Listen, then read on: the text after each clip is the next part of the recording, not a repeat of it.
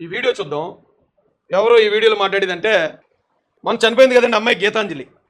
గీతాంజలి గారి భర్త గారు మాట్లాడుతున్నారు. ఒకసారి ఆయన ఏం మాట్లాడుతున్నాడు విందాం. సేమ్ నాకు ఇది చూస్తున్నప్పుడు అప్పుడు ఎలాగైతే వివేకానంద రెడ్డి గారి హత్య, ఆ తర్వాత ఆయన ఎవడో అవినాష్ రెడ్డి బయటకు వచ్చి చేసిన యాక్టింగ్, వెంటనే నా సాయంత్రానికే జగన్మోహన్ రెడ్డి వచ్చి అంతా చూసినట్టు ఇది చంద్రబాబు నాయుడు చంపేశాడు అనే స్టేట్మెంటు అన్నీ ఎలాగైతే జరిగాయి సేమ్ ఇక్కడ కూడా అలాగే జరుగుతున్నాయి. అమ్మాయి ఎలా చనిపోయిందో తెలియకముందే, పోస్ట్ మార్టం రిపోర్ట్ రాకముందే డైరెక్ట్గా పిల్లసాజలోడు వచ్చి ఇది చంద్రబాబు నాయుడు చంపేశాడు అని చెప్తున్నాడు. మొత్తం అన్ని మీడియాలు దాన్ని క్రియేట్ చేసేసే ప్రయత్నం. అప్పుడు ఏం జరిగింది అదే సేమ్. ఇప్పుడు వాళ్ళ భర్తను కూడా తెర ముందుకు తీసుకొచ్చారండి. గతంలో కూడా తెలుగుదేశం పార్టీ అంటే చంద్రబాబు నాయుడు గారు చేసిన ఒక చిన్న పొరపాటు ఏంటంటే, ఆ రోజే తెలుసు చంద్రబాబు నాయుడు గారికి చంపింది వాళ్ళని. వివేకానంద రెడ్డి గారి కుటుంబం అంటే అవినాష్ రెడ్డి, జగన్మోహన్ రెడ్డి, ఈ సోన్సో రెడ్లు బ్యాచ్ ఏదైతే ఉందో ఆ వైఎస్ రెడ్లు, అందరు రెడ్లు కాదండి, ఆ వైఎస్ రెడ్లే చంపారని అప్పుడే తెలుసు చంద్రబాబు నాయుడు గారికి. ఎందుకంటే అప్పుడున్న ఇంటెలిజెన్స్ చీఫ్ మొత్తం ఇచ్చాడు రిపోర్టు. కానీ ఆ మాట అంటానికి ఆయన ఆలోచించడండి. ఓ మనిషిని పోగొట్టుకున్నారు, ఏడుపులో ఉన్నారు. ఈ టైంలో ఇది కూడా చెప్తే అరే వాళ్ళు ఎలా చంపుకుంటారని ప్రజలు బాధపడతారు, అలాగే పోనీ బాధలు ఉన్నారు కదా, ఏడుతున్నారు కదా, ఈ టైంలో ఎందుకులే అనుకున్నాడు. అనుకుని ఆయన అప్పుడు మాట్లాడలేదు. అలాగే ఇప్పుడు కూడా అదే జరుగుతుంది మళ్ళీ సేమ్. ఇప్పుడు వాళ్ళ భర్త వచ్చి స్టేట్మెంట్ ఇచ్చేస్తున్నాడు. స్టేట్మెంట్లు ఇచ్చేస్తున్నప్పుడు అరే భార్యను పోగొట్టుకున్న భర్త ఉన్నాడు, వాళ్ళు ఇప్పుడు దుఃఖంలో ఉన్నారు, కాబట్టి మనకి ఏదైనా వాస్తవం తెలిసినా ఇప్పుడు ఏం మాట్లాడకుండా ఉందాం అంటే 2019లో మళ్ళీ ఎలాంటి డ్యామేజ్ జరిగిందో మళ్ళీ అదే జరిగే ప్రమాదం ఉంది. కాబట్టి నిజం ఉందనుకోండి చెప్పేయటమే.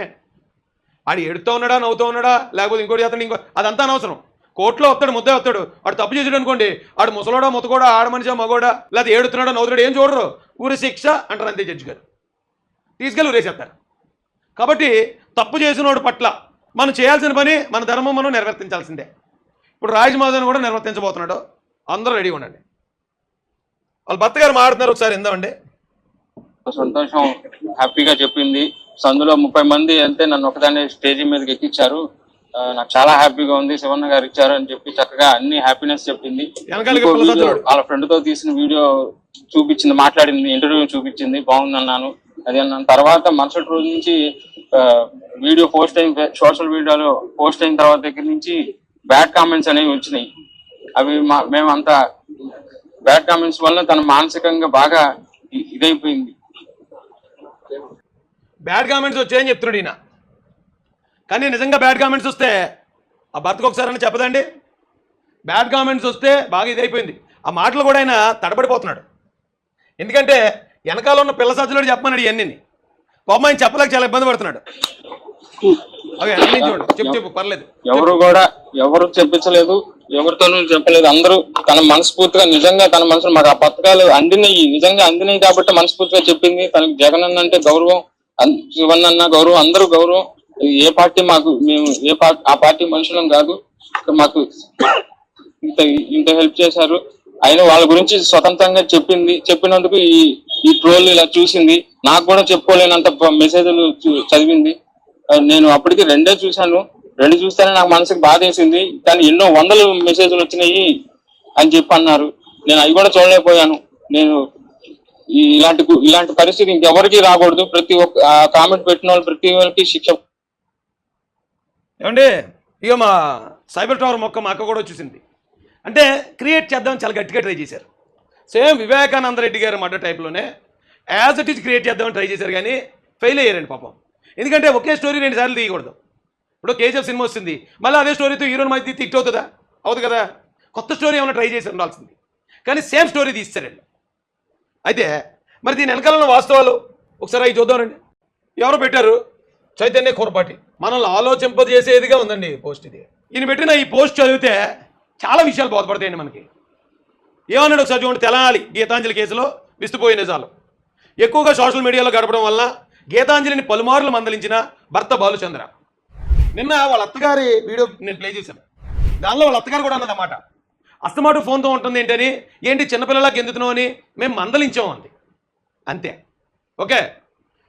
మందలించిన బాలుచంద్ర ఆత్మహత్య ప్రయత్నం చేసిన రోజు కూడా అదే విషయం మీద గొడవ. ఆ రోజు భాష్యం స్కూల్లో టీచర్ ఇంటర్వ్యూ ఉండటం, తన పిల్లలను స్కూల్ కోసం రెడీ చేయడం మీద మొదలైన చిన్న గొడవ పెద్ద గొడవగా మారి గీతాంజలి కోపంతో ఇంట్లో నుంచి బయటకు వెళ్ళినట్టు తెలుస్తుంది. రైల్వే స్టేషన్ చేరుకుని భర్తకు ఫోన్ చేసి నేను చచ్చిపోతున్నాను, నువ్వు హ్యాపీగా ఉండు అని చెప్పి ఫోన్ కట్ చేసిన గీతాంజలి. చివరి ఫోన్ కాల్ భర్త బాలుచంద్రకే. ఇది నిజమా కాదా పోలీసులు ఎంక్వైరీ చేసి బయట పెట్టాలా? చివరి ఫోన్ కాల్ భర్తకే చేసినప్పుడు ఒకవేళ నిజంగా భర్తకు ఫోన్ చేసి నేను ట్రోలింగ్ వల్లే చచ్చిపోతున్నానండి అని కనుక చెప్పి అమ్మాయి చనిపోయింది అనుకోండి, అమ్మాయి ట్రైన్లో అంటే యాక్సిడెంట్ సంథింగ్ ట్రైన్లో పడిపోవడం ఏదో చేసింది అనుకోండి, భర్త ఎప్పుడు ఇవ్వాలి కంప్లైంట్? సంఘటన 7వ తారీఖు 11 గంటలు జరిగింది. మరి వెంటనే కంప్లైంట్ ఇవ్వాలి కదా సారు. వాళ్ళ భర్త గారు వెళ్ళి ఏమంటే ఇదిగో మావిని ఇలాగ అన్నారట, నాకు ఫోన్ చేసి చెప్పింది, ఇదిగో ఆత్మహత్య ప్రయత్నం చేసింది అని అప్పుడే కంప్లైంట్ ఇవ్వాలి కదా. ఒకవేళ ఈ నెల కంప్లైంట్ ఇవ్వలేదు, పోనీ ఓకే, ఎందుకు ఇవ్వలేదో పక్కన పెడదాం. కనీసం రైల్వే పోలీసులు వాళ్ళన్న కేసు నమోదు చేసి ఉండాలి కదా. అసలు రైల్వే స్టేషన్లో సీసీ కెమెరాలు ఉంటాయి కదా, అసలు ఆ సీసీ కెమెరా ఆ ఫుటేజ్ ఎందుకు బయటకు తీసుకురాలేదు? నేను మొన్న చెప్పాను లైవ్లో, పిల్ల సజ్జలుగా వెళ్ళింది సాక్ష్యాలు తారుమారు చేయడానికి.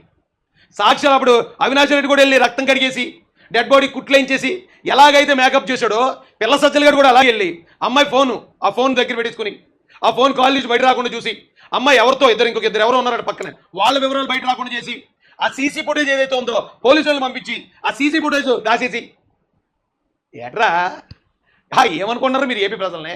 ఎన్నిసార్లు ఏర్పాట్లు చేస్తారా మీరు? ఆ భర్త మందలించాడు అన్నదాన్ని కూడా నేనేమి అది పెద్ద తప్పు అంటలే, ఎవడన్నా అంటాడు ఆ మాట. అన్నంత మాత్రాన ఆ పిల్లలు మరి సూసైడ్ చేసుకుందా, లేదా ఆ పిల్లని తీసుకెళ్ళి ఇంకొక ఇద్దరు ఎవరో ఆ ఇద్దరు ఎవరైతే పక్కన ఉన్నారో అయినా రైల్వే స్టేషన్ సీసీ ఫుటేజ్ ఇప్పుడు బయట రావడం ఏంటండి?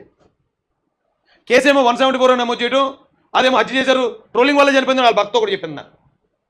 అర్థమైందండి? ఒక్కసారి ఆ కాలేజ్ తీసి ఏం జరిగిందో వెరిఫై చేస్తే ఆ అమ్మాయి చావుకి అయితే గీతే కారణం ఆ మందలించడం అవుతుంది.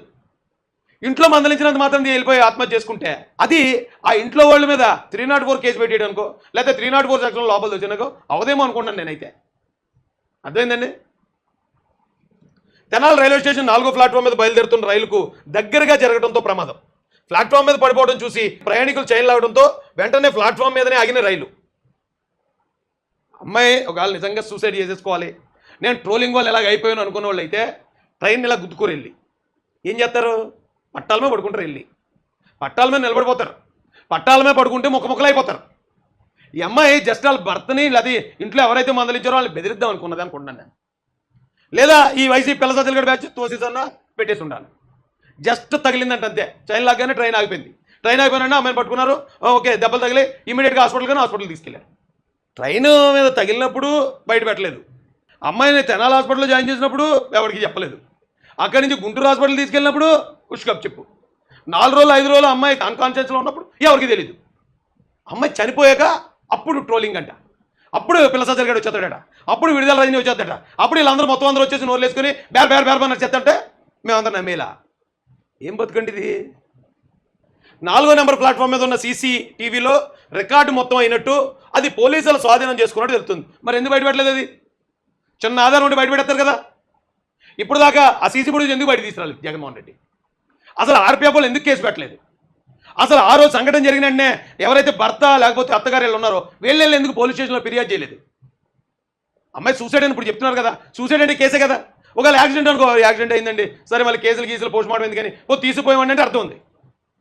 మీరే అన్నారు కదా ట్రోలింగ్ వల్లే అమ్మాయి మనస్తాపం చెంది సూసైడ్ చేసుకుందని, మరి అప్పుడు ఎందుకు పెట్టలే కేసు?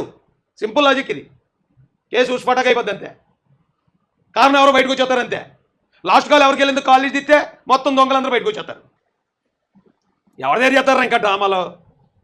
మిగతా ప్రయాణాలతో పాటు రైలు ఎక్కుతుంటే జరిగిన ప్రమాదమా, లేక కావాలని కదులుతున్న రైలు దగ్గరికి ఆమెనే జరిగిందా అనేది CCTV ఫుటేజ్ విడుదల చేస్తే తప్ప తెలిసే అవకాశం లేదు. కానీ ఆ ఫుటేజ్ను ఉద్దేశపూర్వకంగా గోప్యంగా ఉంచుతున్నారు ప్రభుత్వం. 5 రోజులు హాస్పిటల్లో ఉన్నా కూడా పోలీస్ కంప్లైంట్ ఇవ్వని భర్త తన పేరు బయటకు వచ్చే అవకాశం ఉండటంతో అది రైలు ప్రమాదం అని చెప్పి కేసుని క్లోజ్ చేసుకునే ప్రయత్నం, ఆ విధంగానే డెత్ సర్టిఫికేట్లో కూడా నమోదు. ఏంటి మరి ఇది? కేసు ఆయన మీద ఎక్కడైతే వెళ్ళిపోద్దని భయపడ్డాడని రాయారు అక్కడ, అందుకే కంప్లైంట్ కూడా ఇవ్వలేదట. అవును, ఇవన్నీ నిజాలాగా అనిపిస్తున్నాయి కదా. చిన్న యాక్సిడెంట్ జరిగితేనే అన్ని కంప్లైంట్ ఇస్తామండి ఇన్సూరెన్స్ కోసమో, లేకపోతే యాక్సిడెంట్ జరిగింది పోస్ట్ మార్టం జరగాలి, లేకపోతే డెత్ సర్టిఫికేట్ రావాలి, అన్నీ జరగాలంటే ఇమీడియట్గా కంప్లైంట్ ఇస్తాం కదా. 7వ తారీఖు నుంచి 11వ తారీఖుకి 7, 8, 9, 10, 11 5 రోజులు కంప్లైంట్ ఇవ్వకుండా ఉంటారా? ఇది అర్థం అవట్లేదండి. ఇదంతా పక్క ప్లాన్డ్గా తెలుగుదేశం పార్టీకి నెట్టేయాలని ఎవరైతే అరెస్ట్ చేస్తారట. ఇది అమ్మాయి మీద కామెంట్ పెట్టి పోస్ట్ పెట్టారట, కామెంట్ పెట్టారట, అందుకే నన్ను అరెస్ట్ అంట. ఇప్పుడు నాకు తెలియక అడుగుతున్నాను, ఇప్పుడు నేను కూడా కోడాలినో అంబటనో లేకపోతే మరో పేరునినో రోజానో ఇలాంటి వాళ్ళు చాలామంది నేను తోలుకుంటాను. రేపు వాళ్ళకి ఏదైనా అయితే నా మాటల వల్ల చచ్చిపోయారు, నన్ను బొక్కలు వేస్తారట బాబు. ఇదేమి లెక్క? జరుగుతాయి కదా. జరిగినంత మాత్రం వాళ్ళు ఏ కారణంతో పోయినా రాజేష్ మానసిక వేదన క్రియేట్ చేసే వాళ్ళకి మనస్తాపం చెంది చచ్చిపోయారంటారా? అంటే ఇప్పుడు ఈ అమ్మాయి కేసుని టీడీపీ మీద ఫుల్గా మొత్తం రాసేయాలంటే ఒక అరెస్ట్ జరగాలి. ఒక అరెస్ట్ జరిగితే అమ్మాయి చచ్చిపోయిందట, టీడీపీ వాళ్ళు అరెస్ట్ చేశారట, అయితే వాళ్ళే చేశారేమో అని ఇప్పుడు ప్రజలందరూ భ్రమపడిపోవాలా? అబ్బా ఇంకెక్కున్నారా అంత తింగరోళ్ళు? కనీసం మినిమం ఎంత బుద్ధి ఉండాలి కదా. ప్లాట్ఫామ్ మీద ఆ సీసీ ఫోటో తీస్తే తెలుస్తుంది కదా, అమ్మాయి లాస్ట్ టైం ఎవరితో మాట్లాడిందో తెలుస్తుంది కదా. లాస్ట్ ఫోన్ కాల్ ఒకవేళ నిజంగా అమ్మాయి మనస్తాపం చేసి చచ్చిపోతా ఉన్నప్పుడు ఆ బాధ కనీసం ఎవరో ఒకరికి చెప్పాలనుకుంటుంది. లాస్ట్ ఫోన్ కాల్ భర్తకు చేసినప్పుడన్నా భర్తకన్నా చెప్తుంది, లేదా ఒక సూసైడ్ నోట్ అన్నా రాస్తుంది, లేకపోతే ఎవరో ఒకరికి చెప్పి కానీ ఊరికే ఏమీ లేకుండా ఉత్తినే చచ్చిపోతారా? ఎక్కడన్నా ఉంది ఇలాంటిది? ఇలాంటి పనికిమాలిన స్టోరీలు అల్లుతారు వీళ్ళు. ఆ స్టోరీ నమ్మించడానికి 100 మంది పెయిడ్ యాక్టర్లను దింపుతారు. ఆ పెయిడ్ యాక్టర్లు ఎమ్మెల్యేలు ఉంటారు, మంత్రులు ఉంటారు. వైసీపీ నాయకులు ఎంట్రీతో మారిపోయిన సీన్. ఆత్మహత్యకు ట్రోల్ కారణం అనే బలమైన ప్రాపగండా టూల్ కిట్తో ముందుకొచ్చిన వైసీపీ ప్రమాదం జరిగిన ట్రోలింగ్ కారణంగా చూపిస్తూ తప్పుడు ప్రచారంతో సోషల్ మీడియా, డిజిటల్ న్యూస్ మీడియాలో కొన్ని వందల పోస్టులు పెట్టించిన వైసీపీ ప్రాపగండా తాను సోషల్ మీడియాలో ట్రోలింగ్ వల్ల బాధపడుతున్నట్టు ఎక్కడా నామమాత్రం కూడా చెప్పకపోయినా అదే కారణం చెబుతూ జాతీయ స్థాయిలో విస్తృత ప్రచారం. ఇది మరీ విడ్డూరం. ఒక ఆయన లేదా ఒక ఆవిడ ఆత్మహత్య చేసుకుని చచ్చిపోయింది. చచ్చిపోయేటప్పుడు ఇక నేను చావడానికి పలానా వ్యక్తి కారణం అని ఏదో రాసో లేకపోతే ఎవరికొని చెప్పో లేకపోతే సెల్ఫీ వీడియో తీసి చచ్చిపోయింది అనుకోండి, అప్పుడు ఆయన అరెస్ట్ చేశారంటే అర్థం ఉంది. ఎవరో ఒకరు సూసైడ్లో చచ్చిపోయారు, ఆవిడ ఏం చెప్పలేదు చచ్చిపోయిన ఆవిడ. అయినా కూడా దానికి కారణం, ఆవిడ చనిపోవడానికి కారణం ఫలానాది అని వీళ్ళు ఊహించేసి అది వేరే పార్టీ మీద నెట్టేసి అరెస్టులు చేయడం అనేది నాకు తెలిసి ఈ ఒక్క గవర్నమెంట్లో జరిగింది, ఇంకెప్పుడు జరగలే. ఇది నా భూతో నా భవిష్యత్తు. ఇది అర్థమైందండి. ఇప్పుడు అలా ఆయన వచ్చేసి ఏం చెప్పమంటే చెప్తాడు, ఎందుకంటే లేదా అతను ఇరుక్కుంటాడు కేసులో, అతను ఇరుక్కోవాల్సి వస్తుంది. ఎందుకంటే లాస్ట్ ఫోన్ కాల్ యాక్సిడెంట్ జరిగి 5 రోజులైనా ఎందుకు కేసు పెట్టలేదు, అమ్మాయిని ఎందుకు హాస్పిటల్కి తీసుకెళ్ళి, మరి హాస్పిటల్ అన్న కనీసం ఏ హాస్పిటల్కి తీసుకెళ్ళినా ఎందుకు తీసుకొచ్చావని అడుగుతారు వాళ్ళు. యాక్సిడెంట్ అంటే యాక్సిడెంట్ అని చెప్పాలి, చెప్తే వాళ్ళు ఎమ్మెల్సీకి ఇమ్మీడియట్గా ఇచ్చేస్తారు. ఏం జరిగింది చెప్పమంటారు వాస్తవం? జగన్ రెడ్డి చంపేశాడు అమ్మాయిని. ఎందుకంటే అమ్మాయితోటి ఒక తప్పుడు వీడియో మాట్లాడించాడు. ఆ తప్పుడు వీడియో వల్ల ఇంట్లో గొడవలు అయ్యాయి. ఆ ఇంట్లో గొడవలు అవడం వల్ల అమ్మాయి మనస్తాపం చేసి చచ్చిపోయింది. దానికి కారణం జగన్ రెడ్డి. ఎక్కడైతే ఇదంతా ఎలా చుట్టుకుంటుందో అని మనోడు మొత్తం టాపిక్ని తెలుగుదేశం మీద నెట్టేశాడు. అమ్మాయి చనిపోవడానికి, అమ్మాయి ఇంట్లో గొడవలు అవ్వడానికి, ఆ అమ్మాయి మనస్తాపం చెందడానికి జగన్ రెడ్డి మాట్లాడించిన తప్పుడు వీడియో, అబద్ధాలతో నిండుకున్న వీడియో కారణం. ఇప్పటికన్నా అలాంటి అమాయకులతోటి అలాంటి పనికిమాలిన వీడియోలు రికార్డ్ చేయడం మానేండ్రా. అలాంటి వీడియోలు మాడితే కాపురాలు కూలిపోతున్నాయి కదా, ప్రాణాలు పోతున్నాయి కదా. ఇది తీసుకున్న ప్రతి ఒక్కరు నా స్టార్ క్యాంపెయినర్ మీరే మాట్లాడండి తప్పుడు వీడియోలు అంటే ఇక అలాగే ఉంటుంది రిజల్ట్. ఎక్కడైతే జగన్ మీద 5 రోజులు చాలా భయపడి ఉంటారు వీళ్ళు. ఎందుకంటే 7వ తారీఖున యాక్సిడెంట్ అయిందని వైసీపీలో తెలియకుండా ఉండదు. యాక్సిడెంట్ అయింది, ఆ పిల్ల అమ్మాయి ఇంట్లో గొడవ అయిందట, జగన్ మాట్లాడించిన వైసీపీ మాట్లాడించిన తప్పుడు వీడియో వల్ల వాళ్ళ భర్త తిట్టాడట, అమ్మాయి సూసైడ్ చేసుకుందంట. అంటే వైసీపీకి ఎలా ఉంటుందండి? పెద్ద డ్యామేజ్ అది. సిగ్గెగ్గు లేదట్రా, కాపురాలు ఎలా నిప్పులు ప్రాణాలు ఎలా తీసేస్తున్నారు, చెత్త నా కొడకలరని రాష్ట్రం అంతా తిడుతుంది. అందుకని 5 రోజులు గప్చుప్ ఏం మాట్లాడదు. అమ్మాయి కనుక కోమల నుంచి బయటకు వచ్చేస్తే కట్లు కట్టించేసి అమ్మాయి చేతికి ఎంతో కొంత ఇచ్చేసి దులిపేసుకుందాం అనుకున్నారు. అమ్మాయి చనిపోయేటప్పటికి దొరికేసింది అలా శవం. ఎందుకంటే శవం దొరికి సెలరైపోతారు కదా, వీళ్ళు శవం దొరికేసింది, ఇప్పుడు ఇలా తిప్పేద్దాం. అలా ఉంది పరిస్థితి. అర్థం చేసుకోండి బాబు. అరెస్ట్ చేశారట ఇద్దరిని.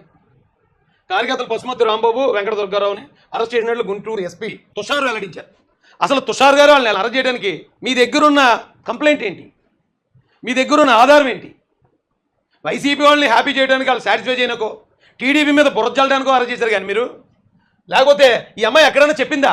ఇగో దుర్గారావు ఏం పేరు పశుమతి రాంబాబు పెట్టిన కామెంట్ వల్ల నేను చచ్చిపోతానని ఎక్కడైనా చెప్పిందా? లేదు. దుర్గారావు, వెంకట దుర్గారావు అతను మాట్లాడిన మాటల వల్ల నేను చచ్చిపోతానని ఎక్కడైనా చెప్పిందా?